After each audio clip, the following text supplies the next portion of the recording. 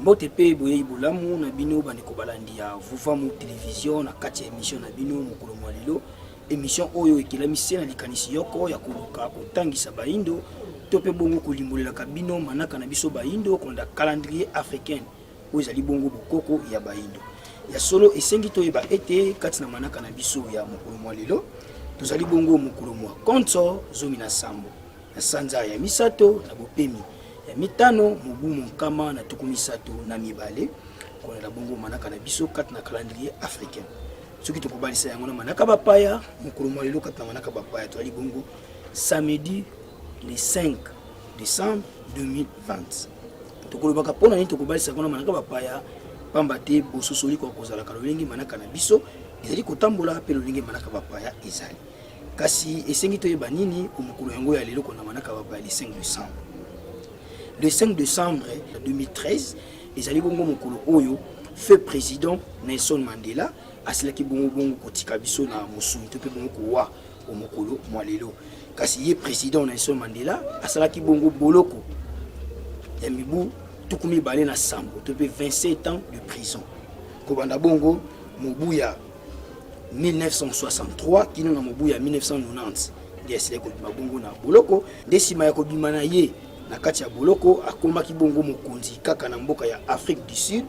de 1994 à 1999 de wana ezalaki bongo ba mai to ba événement du jour oyo tomemelaki bino omokolo mwa lelo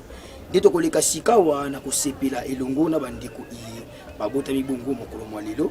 de bomo mesa tokotombelaka na bino banso bambotama elamu bisika bozali kimia mfumu kimbangu eko akobakisela kabino mikolo ebele na kati ya bomo ina bino po kokisa mai oyo boyaki na yango na mokili kasi tokobosa na te kotombela lisusu bongo mbotama elamu epai ya nengwa mbongo mobuli bisika bozali bambotama elamu na bino wazali bongo molongani ya tata Elofa Iyombe totombeli bongo libota na bino mobimba bosepeli bongo bambotama elamu kasi biso mongongo koyembela ezali te tokosungama na régie po tokokembela na bino elongo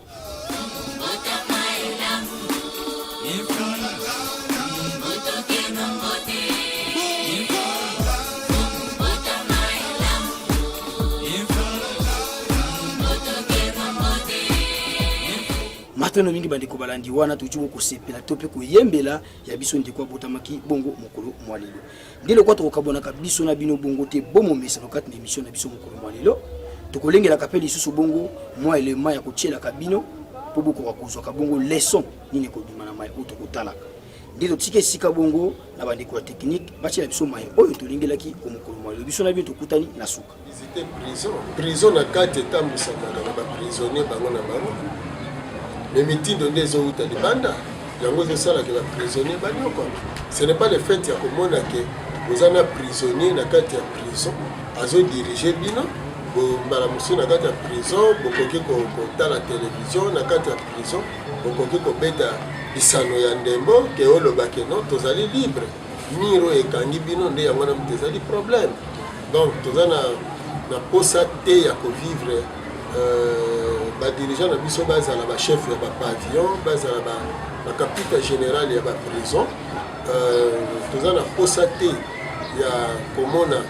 ba dirigeant na biso bazala biloko ya ba mindele tozana posa to mona la vrai dirigeant donc Europe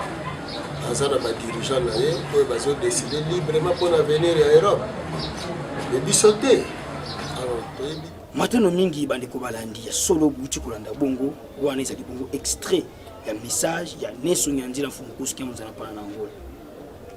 oyo bazali kolobela sir bokambi mikaka ya mboka na biso to pe interpellation bali ko interpeller ba dirigeant politique na biso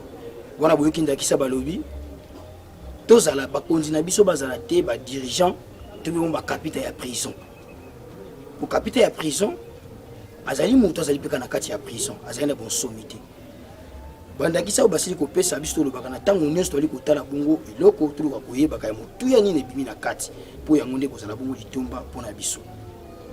yango toyebisaka bino ntango nyonso ete botikalaka branché na chaîne na bino va mu télévision mpona nzela na yango nde ekotalisa bino ebele ya makambo oyo bozangi koyeba totondi bino botondi lisusu na bolingo o bopesaka kozalaka na biso tango nyonso na émission mokolo mwa lelo tika ete kimia mfumuki mbango ebakiselaka bino lisusu bongo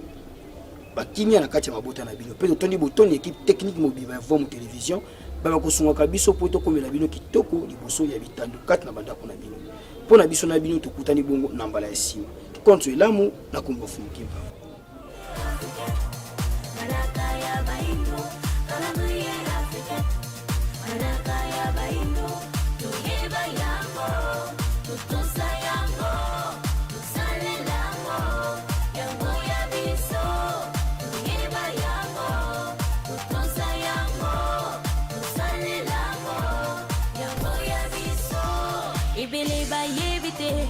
Utamokile kelama, esalima mibu hebele, olelo ye bandite.